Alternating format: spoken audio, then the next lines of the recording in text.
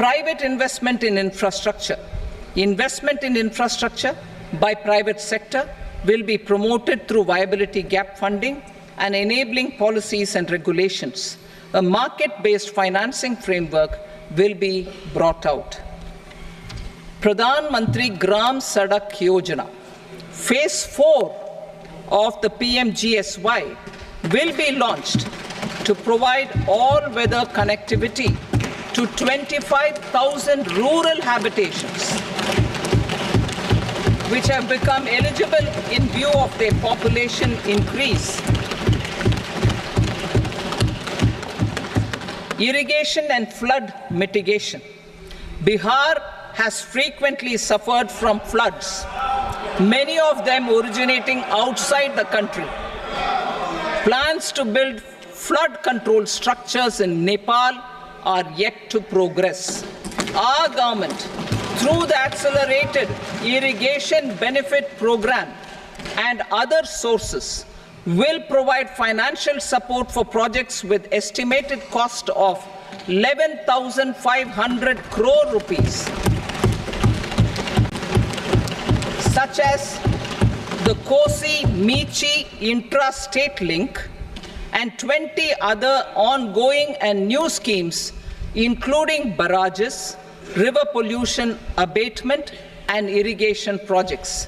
In addition, survey and investigation of Kosi-related flood mitigation and irrigation projects will be undertaken.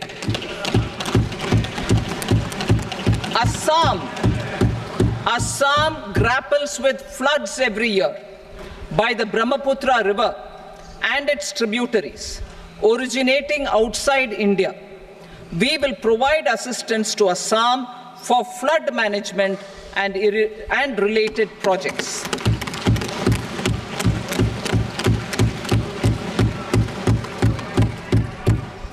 Himachal Pradesh suffered extensive losses due to floods last year.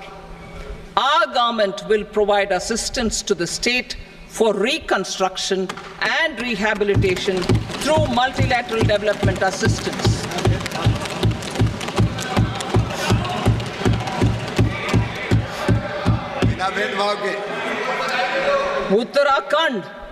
Uttarakhand too suffered losses due to cloudbursts and massive landslides.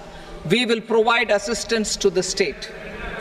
Recently, Sikkim witnessed devastating flash floods and landslides that wreaked havoc across the state. Our government will provide assistance to the state. Tourism has always been a part of our civilization. Our efforts in positioning India as a global tourist destination will also create jobs, stimulate investments, and unlock economic opportunities for other sectors. In addition to the measures outlined in the interim budget, I propose the following measures. Vishnupad Temple at Gaya and Mahabodhi Temple at Bodh Gaya in Bihar are of immense spiritual significance. Comprehensive development of Vishnupad Temple Corridor and Mahabodhi Temple Corridor will be supported, modeled on the successful Kashi Vishwanath Temple Corridor to transform them into world-class pilgrim and tourist destinations. Rajgir holds immense religious significance for Hindus, Buddhists, and Jains. The 20th Tirthankara Muniswarata temple in the Jain temple complex is ancient. The Saptarishi, or the 7 hot springs, form a warm water Brahmkund that is sacred. A comprehensive development initiative for Rajgir will be undertaken. Our government will support the development of Nalanda as a tourist center besides reviving Nalanda University to its glorious stature, Odisha's scenic beauty, temples, monuments, craftsmanship, wildlife sanctuaries, natural landscapes, and pristine beaches make it an ultimate tourism destination. Our government will provide assistance for their development to Odisha as well. Priority 8, innovation, research and development. We will operationalize the Anusandhan National Research Fund for basic research and prototype development. Further, we will set up a mechanism for spurring private sector driven research and innovation at commercial scale with a financing pool of 1 lakh crore rupees in line with the announcement in the interim budget. Space economy. With our continued emphasis on expanding the space economy by 5 times in the next 10 years, a venture capital fund of 1,000 crore rupees will be set up.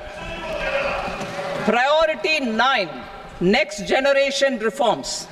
Economic policy framework.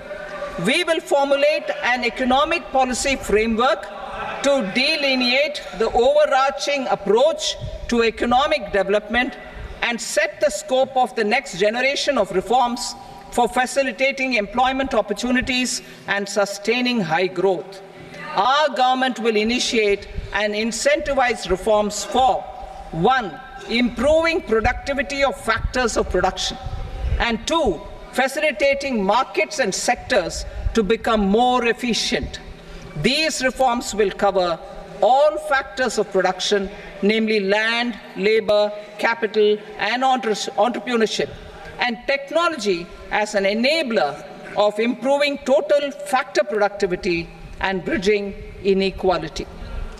Effective implementation of several of these reforms requires collaboration between the center and the states, and building consensus as development of the country lies in development of the states. For promoting competitive federalism and incentivizing states for faster implementation of reforms, I propose to earmark a significant part of the 50-year interest-free loan. Working with the states, we will initiate the following reforms.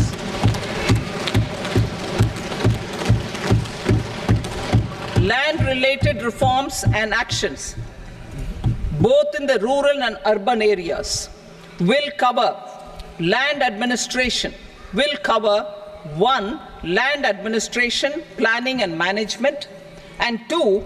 Urban planning usage and building bylaws. These will be incentivized for completion within the next 3 years through appropriate fiscal support. Rural land-related actions. Rural land-related actions will include 1. Assignment of unique land parcel identification number, UL PIN, or Bhu Aadhaar for all lands. 2. Digitization of cadastral maps. 3. Survey of subdivisions, survey of map subdivisions as per current ownership. 4. Establishment of land registry. And 5. Linking to the farmers registry. These actions will also facilitate credit flow and other agricultural services. Urban land related actions. Land records in urban areas will be digitized with GIS mapping. An IT-based system for property record administration, updating, and tax administration will be established. These will also facilitate improving the financial position of urban local bodies. உடனுக்குடன் செய்திகளை தெரிந்து கொள்ள Sun news bell ஐகானை click பண்ணுங்க.